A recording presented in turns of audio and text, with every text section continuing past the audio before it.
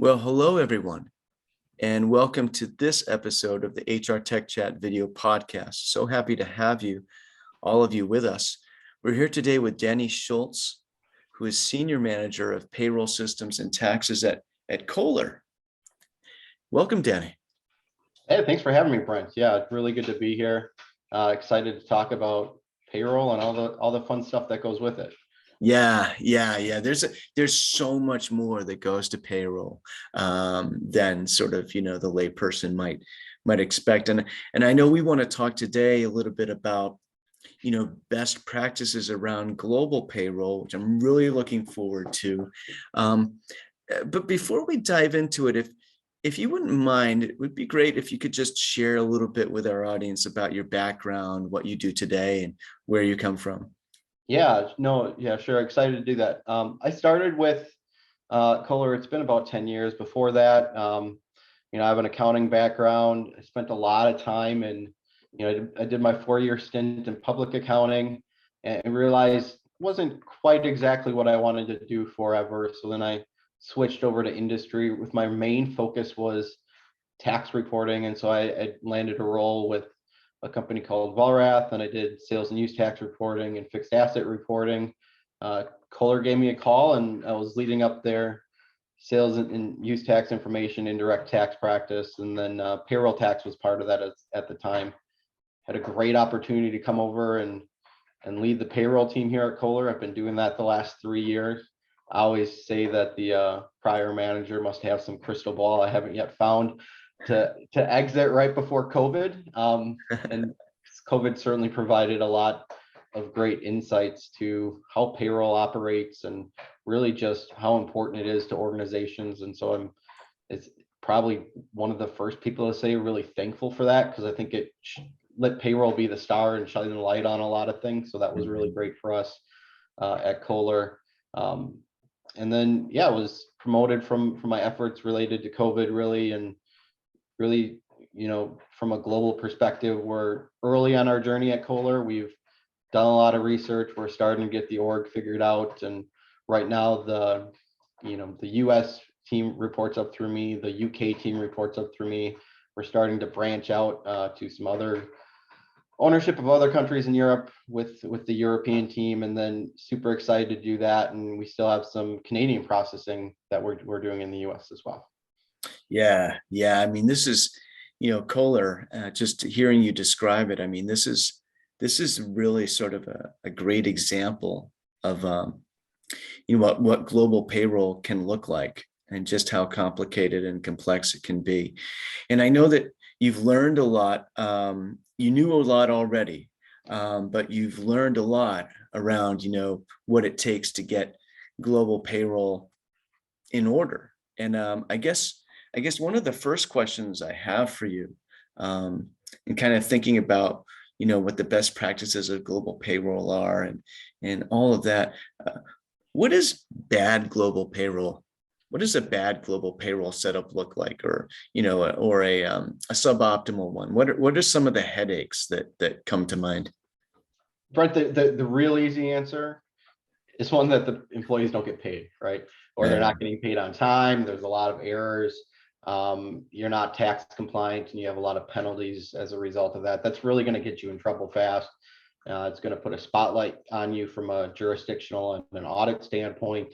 So you really want to stay clear of anything there. I think if you dig a little deeper, this is where really, to me, payroll in general comes down to data and data flow. And, the success of your payroll operation is really going to be dependent upon the success of your data. I'm a data junkie at heart, but if you're at a place where from an organizational standpoint, you're doing multiple data entry, by humans, and you're doing an entry into your payroll system, you're doing an entry into your HCM system, you're not going to get it right. And so, those interfaces are super important, and it's really ensuring, really at minimum, you have that one place for your system of record. And if you don't have, those interfaces built, I'd say there's a good argument that your system of records probably your payroll system, because my bet is if, who's ever doing your data entry is going to make sure your employees get paid first.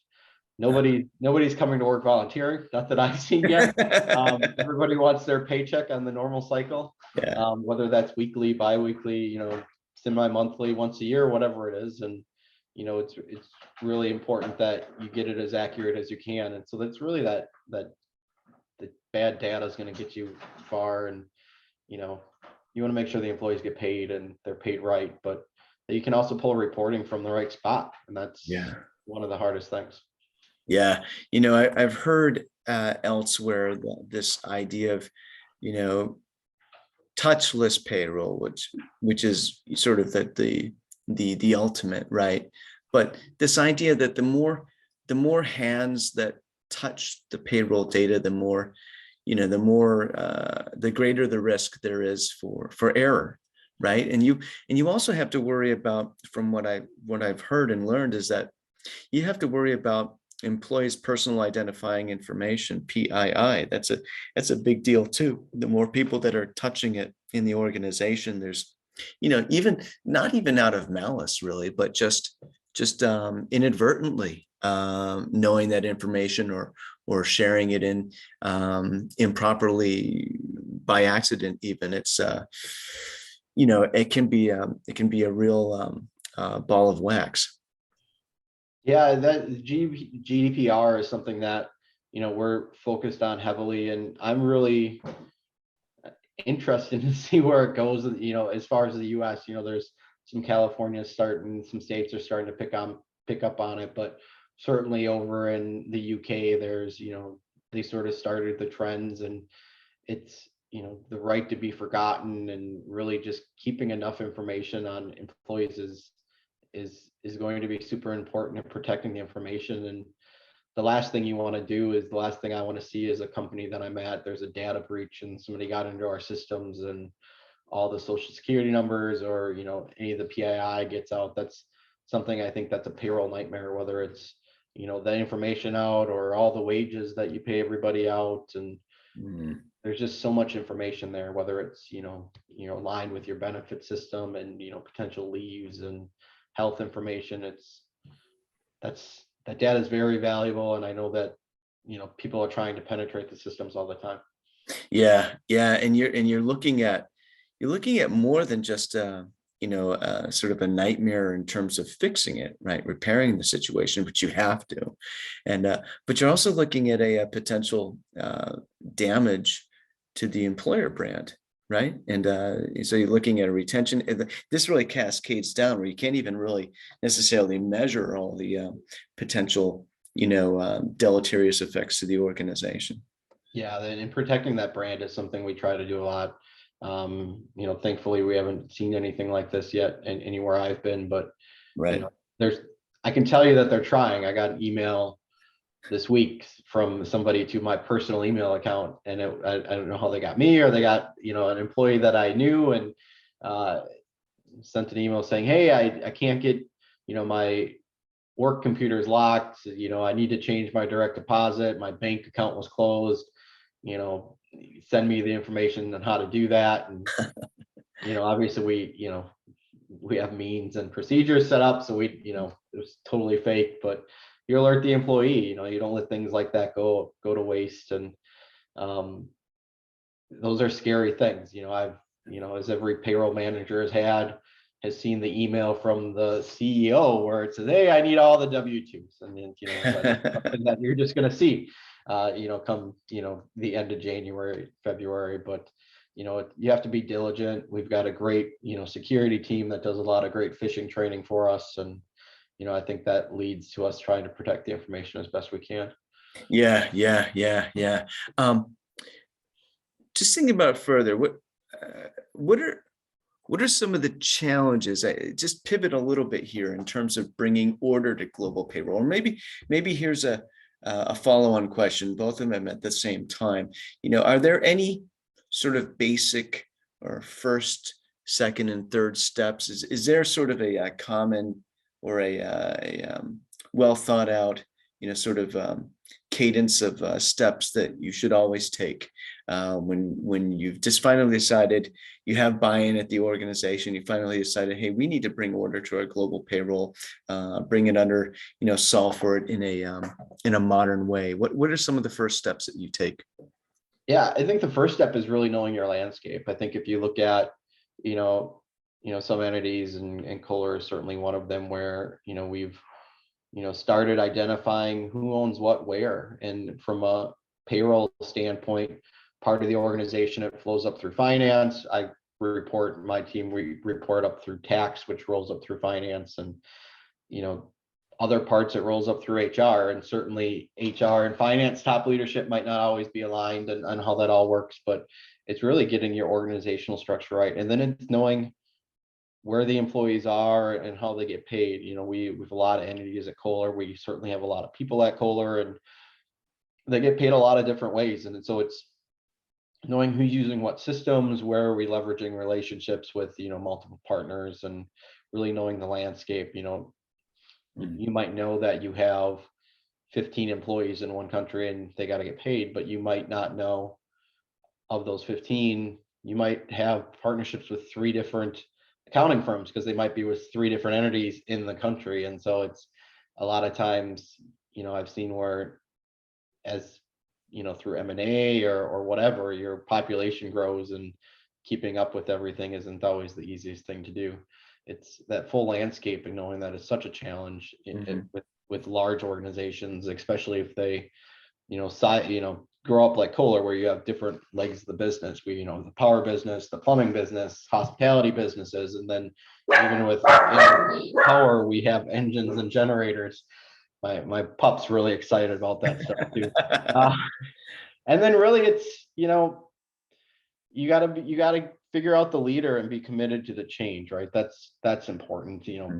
System changes in payroll are very stressful times, so you don't want to go live with 38 countries at once. I think that's certainly whatever you do. It's crazy talk. It is crazy talk. It can be done. You just, get the right partner or the right vendor, and really just setting up your governance model is such a super important part. What part of the org is going to flow up through if there's problems? What does treasury think? What is, tax? And what is, if you have a global mobility team, what are they doing? Obviously HR is super important, but and then IT plays such a big role too, because again, back to the data, it's setting up minimum requirements as you go down the road for new payroll systems.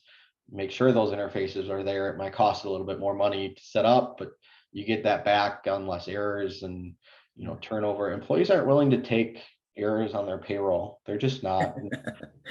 I think I've seen stats and don't remember what they are. Certainly don't have a pile of them right in front of me, but I think employees are willing to take one error on payroll. But I think if you mess up twice, I think I've seen stats up where of 60% or greater that employers are just, I'm done. I'm going to go find a new job. And especially now in the economy we're at, with the great, the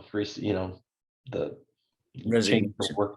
Yeah, great resignation. Yeah, and plays such a big part. And so from a payroll standpoint, this is really, we as professionals, we really pivot a little bit more from just providing the service of payroll to helping ensure that the employee experience is so important, and we're not impacting that anyway. And then really looking for how can we leverage technology to really help the employee experience, because there are certainly ways we can do that within payroll.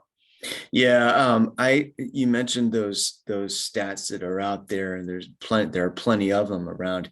Just how much of a how many mistakes are employees willing to tolerate with payroll? I've seen one. I think it's from the Workforce Institute at UKG. I think it's from the past year, and I don't remember the exact number, but it's I think employees are willing to tolerate just one mistake with their payroll. So, right. So, on the second one, they said, well, okay, I'm out of here. And there's a huge percentage of them that will, and you can't really blame them. That's, for all the talk about the employee experience and all the reasons that people work, the meaning in work, the meaning of work, and all that. At the end of the day, they're not working to be paid, right? Or right. So I think that's you need to get the pay right, and then and that means the amount from a more of an abstract standpoint, getting the pay, getting them to feel right about how much they're being paid. But then the real concrete piece of it is actually delivering pay consistently and reliably every pay period. You're absolutely right about that.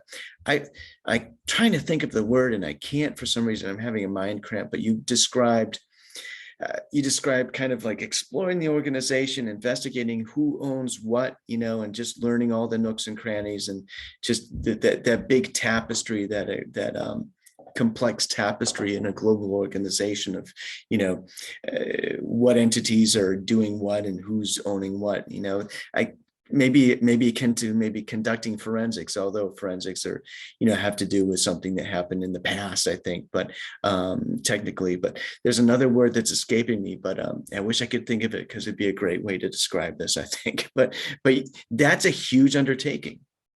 It is a huge undertaking. We've got, hundreds of different companies and entities at Kohler, but I don't even know the exact number, but there's certainly a lot under the umbrella, and then just a lot of different leaders and a lot of means to get paid, and then it's the cultural difference too. We were talking with a country, I think actually last week, where we were talking about taking their pay and moving the part of the processing to the UK, and this particular country, they're like, well, we don't really have a payroll calendar. Like, as long as it's before the end of the month, we're okay. And I'm like, how does that fly to employees? Like, that to me, as as a US based individual, where everybody, we're set on, we get paid every Thursday, every Friday, like we want our pay now. And they're like, yeah, just as long as it's before the end of the month. It's usually around the 25th is usually when we get paid, but Yeah. as long as it's before the end of the month, we'll show up on the first of the next month. If not, we won't.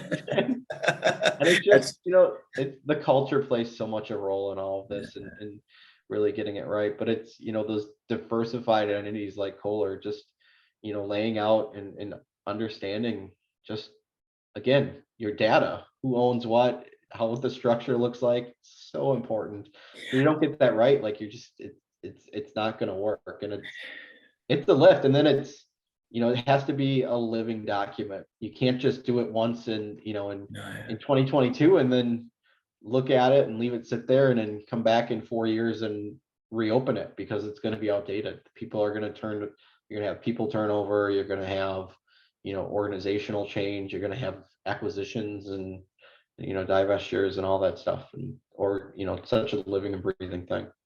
the thing about payroll is that global payroll is or as an organization becomes global, right? It usually becomes, sometimes it's fast, but oftentimes it's kind of very gradual. It just kind of happens sort of cumulatively over time, and there's some point where the organization realizes, oh gosh, this is getting pretty crazy with our global payroll. We should maybe bring some, I love to say, bring order to it, right? And there's modern technology for that and everything. But at that point, just like you said, you have to investigate it, figure out who owns what and whatever. It's almost sort of like you're reverse engineering how payroll evolved at the organization over time, to really understand and map it out completely. Yeah, and that inflection point is probably around data. So probably what's happening is there's some executives somewhere that wants the payroll data, and they want it to be accurate, and they want it timely, and the payroll team's doing their best to get it from the 16 different people they need to get the information up at a consolidated level. But they want that report, say it takes 26 hours to deliver that report, but they want it every day, or whatever the cycle is, right? Yeah. But that's where, at some point the leader needs to raise their hand and go, do you understand what we're asking?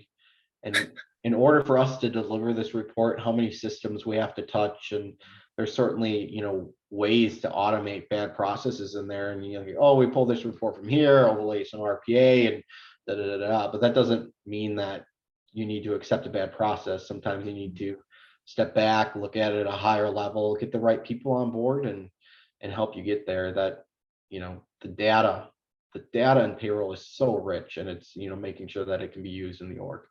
And yeah, absolutely. And maybe we can get to that in a little bit, like in terms of what that data can do for an organization. But I love what you said right there around the idea that there's, you can automate a bad process or an excessively convoluted process, right? And you can get that data quickly, but that's definitely not the best way to do it. I think of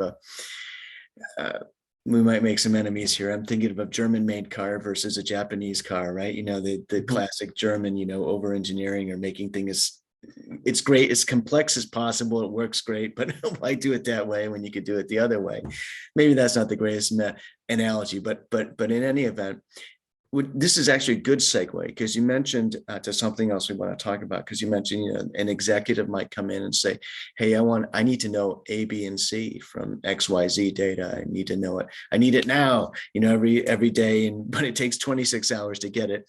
What are some of the other, when you think about leadership at organization, the various members of the C-suite, and what are their what are their stakes in the global payroll, sort of ecosystem? What do they need from it? What do they have competing needs, conflicting? Where do they align in terms of their understanding of a need for and needs from global payroll? What kind of buy-in do you need from these? From which members, to kind of move forward with the global payroll initiative? Yeah, you really have to start with, I think the easy answers there are finance and HR, right? HR is going to want to know where they people are. Finance is going to want to know how much we pay these people, how much a person costs, what's the medical, benefits costs, and you're going to eventually get down to attendance and how attendance plays in, and all those other things. So plant manufacturing personnel are going to want to know, marketing is going to want to know if, you've got, some sort of issue with, marketing analysts not coming to work, or excessive use of vacation, or whatever. And I really think, as, depending on, obviously it's entity specific. So some of those other things could have other drivers that are very much in there, but, around the world, I think attendance is something, especially in a manufacturing and hospitality business, that we're trying to get our heads around at Kohler, is how can we drive greater attendance at plants, and how those things all play in. But it's really looking at, what predictive tools can we use, and lay those on in the future to say, hey, we've got, typically in the US, if we've got attendance running at XYZ, we're going to have, issues in the following year with turnover coming, and you're going to be able to pull in some of those things. I think, you see a lot of the AI usage and some more of those predictive things, and, they're starting to float and pick up. And, I think the IT arena is going to play such an important part to all of this. And then if you've got, a global structure for, shared services, those are going to play in too, because there's certainly areas in payroll that I think you could do some things within a global structure. It's going, at a global entity shared service type level, but there are some difficulties there. And it's, again, making sure that your data is right. And so it's just, payroll touches everybody. It sort of touches every other thing. It's one of these things where I think there's not a firm agreement as to where it sits. So, should it be HR? Should it be finance? Should it be tax? Should it be IT? And how's it roll up? It's really something that it can stand on its own, but it's one thing that it's hard to stay at the 5,000, 50,000 foot level. You get in the weeds pretty quick, because you need 48 different interfaces to get your pay right. If you've got, benefits are going to come in, and attendance has got to come in, and time's got to come in, and obviously general employee information has got to come in, and comp and everything else. Is just so many players, and they all eventually, they want the same thing. They want good data. They want it on your, the cost. They want it on the attendance. They want it on all those pieces. And again, what can we do with it? What can we use to predict? Can we predict, if you've got a plant in Alabama and it's national championship day, and Alabama's, the easy one. So maybe, maybe the next day that you should expect some absences because, the team's in the playoff every year and whatever. And, whether it's, predicting at that level or national holidays or whatever is the case. If you have the data, you can do some good predictive stuff later. Yeah, that data, I'm so glad you just dove into that right now, because that data is just absolutely absolute gold to an organization. If you can really harness it and get it to a point where it's easy to obtain, and then you can slice and dice it and understand it through a dashboard. What is some of the resistance that an organization might encounter when it realizes, when some of the stakeholders realize, hey, we need to do something about our global payroll situation here? What are some of the what's some of the resistance, or what's some of the arguments you sort of find that an organization needs to make to really persuade some of the gatekeepers that, hey, we need to do this? Cost is always something that's going to come up when you ask that question, right? I mean, Yeah. that's the again, one of the obvious players, and is, there's some cost there when you're trying to align globally on what to do. Change management's key, and getting the change right. If it's not broke, why do a bunch of changes? Everybody's getting paid on time. And so why are we going through changes that we don't necessarily, some people will see that we don't need to do, or maybe have that argument. And it can be a risk, that if it fails and you miss paying 4,000 people in China by a few days, like that goes back to protecting the brand, right? And making sure that just, stays out of anything. And so cost is a big one. IT and resourcing is big, even from an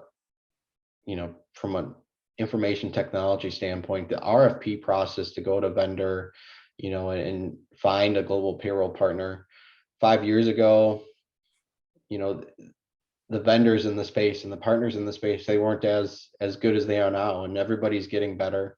This is something where you've seen, I think Pete Tiliakis has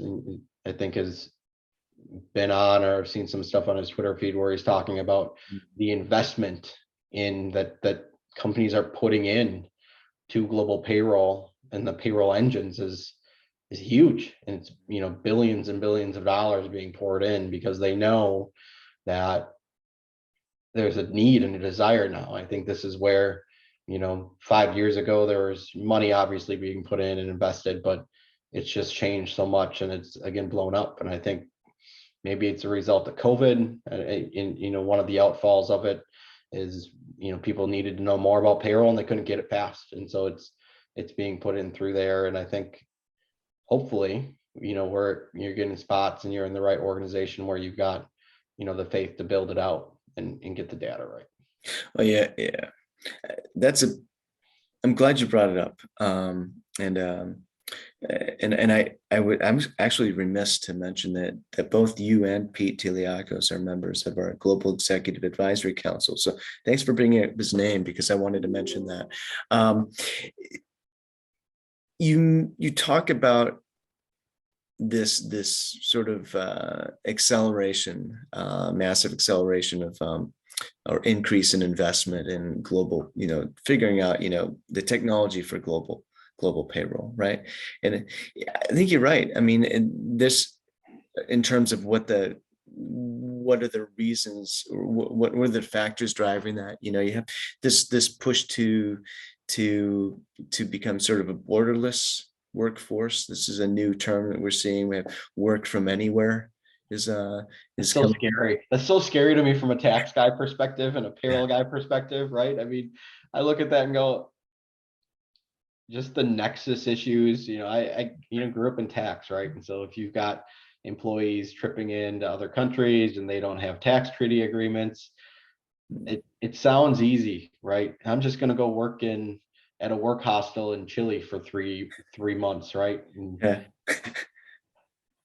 Right, but do you have an entity in Chile? Do you have, all these other things? And it's, how are we going to pay you? Does Chile have special regulations that we need to follow for paying you? And what are the rules there? And if you don't have an entity, like, it gets my heart going. Just knowing like the tax and legal, consequences from that. And so I think Yeah. we do a good job at, where I'm at trying, and from a payroll aspect, people are doing a good job knowing and understanding how that all works. And, I think HR really wants to be able to deliver on a lot of employees' requests, but sometimes we have to say, well, actually, we can't do that. And here's why.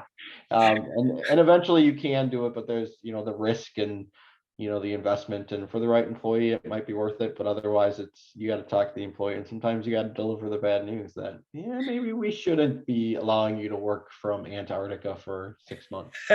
Antarctica. That's a good one. What's funny is, you mentioned, I couldn't help but just think of, the massive growth in EORs, employers of record, Yeah. as of late, right? Kind of filling in that need.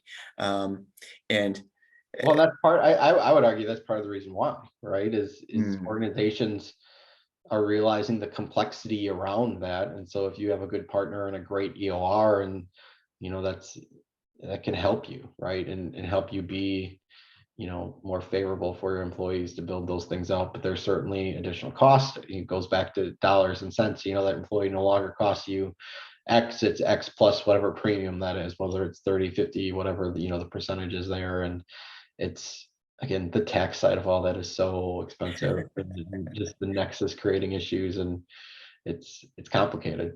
yeah, the taxes can get incredibly complicated. I know, for instance, in Pennsylvania, every county or excuse me, locality, I think, is it locality or county, one or Yeah, the other. yeah, it's local taxes in Pennsylvania. Yes. There's hundreds of jurisdictions, right? And it's making sure that, hey, you hired a new employee and they live in a new spot, or the employee moved across a township border. Well, now you're filing another tax return. And if you're outsourced and you're not doing them in-house, well, maybe you're paying on a per tax return basis, and so now you've increased the cost, and it's, marginal at that point. But if you used to file in 12 and now you file in 113, well, if you're doing that in-house, you might need another headcount in payroll or in tax, who's ever running your payroll tax, to comply. And that's, same thing, around in other countries as well. It's that global complexity is just crazy.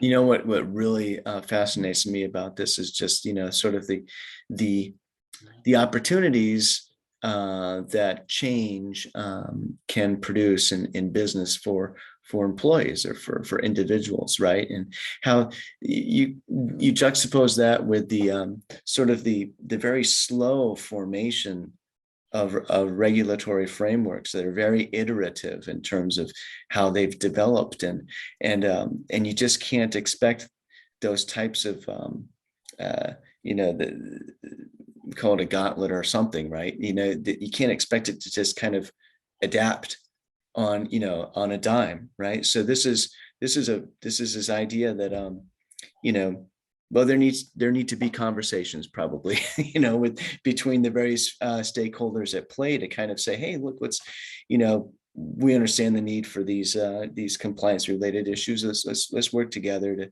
kind of look at what the future might be like, and just to ease some of these things. But at the same time, looking at all the money that's being invested into global payroll from the solution providers side, maybe they will build, or they already are building, a better mousetrap that can kind of adapt to that in real time. I think they're spending a lot of time and effort trying to figure that out. I think this is something that isn't going to go away. I think employees really liked the freedom it gave them. I certainly am not someone, I've got two young kids and a family, we're living that life, but I've got friends who have no kids and they're working remote, and they used to, drive an hour each way. And so they may have worked in a different state, and have done that, and they're like, oh, I'm just going to go to Florida for a month in the winter because it's cold in Wisconsin, it's nice in Florida, and I'll have an Airbnb and it won't be too bad. And they did it, and they had a great time. And when we came back for golf season, he was a lot tanner than I was, right? And it worked out for him. And I made sure I'm like, hey, tell your make sure you tell your payroll team and do that. And so it's, you see Yeah. this all the time, and employees move around. But yeah, I'm hopeful that, this EOR space is something you certainly see. I think Niamo just spent, and I think they did, sat in on a presentation with them and the APA's Congress, and they talked about it a lot. And, the last time we were at Congress, I don't think they talked about that. Right. And so it's certainly more visible than it used to be. And I think it'll be interesting to see where that's at in, 12, 18 months even. And it's just the amount of change that's gone through there. Oh, lots of really interesting developments in EOR. Niamo, yeah, they've moved into the EOR space. There are players like Omnipresent, which I believe is Ireland based.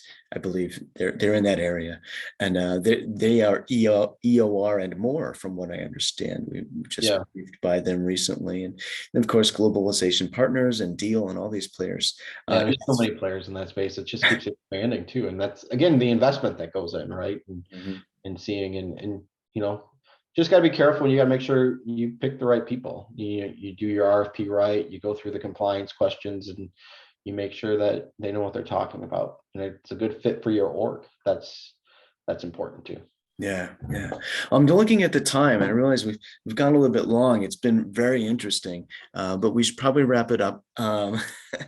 It's been a real pleasure having you, Danny, on the podcast. Thank you so much. Yeah, no problem, Brent. My pleasure. Anytime. It was always a good conversation. I'm a talkative guy, so probably my fault we went over. No, it's just as much mine, but it's all good. Thank you so much. Thank you. No problem. Thanks, man.